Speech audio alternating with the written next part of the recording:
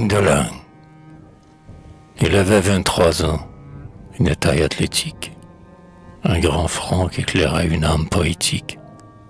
Son esprit et son cœur, rarement en défaut, plaisaient à tous.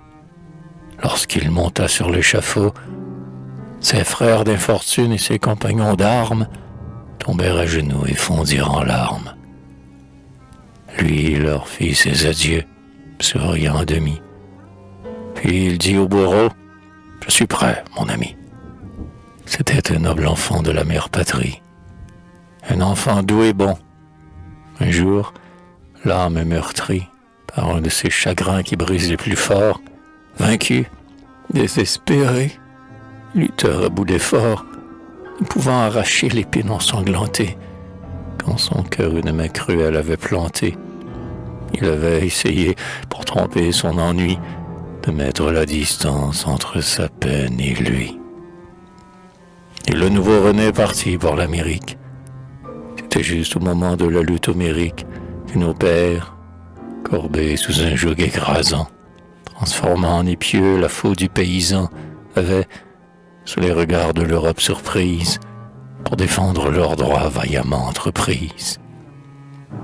Le jeune homme entendit ce cri de liberté, jusqu'au port de New York par la brise portée. Quoi? Des Français, luttant contre la tyrannie, avec le désespoir d'un peuple à l'agonie, à tous demandeurs vainement du secours? Point de retard, pour lui les moments sont trop courts.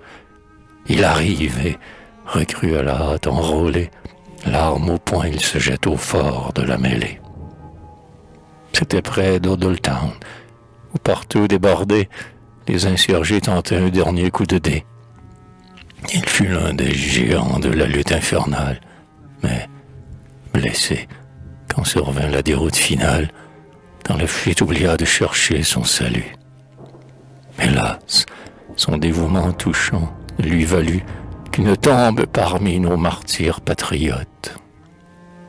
Victime des sabreurs ou des iscariotes, les armes à la main et de sang encore chaud, les vaincus furent pris et jetés au cachot.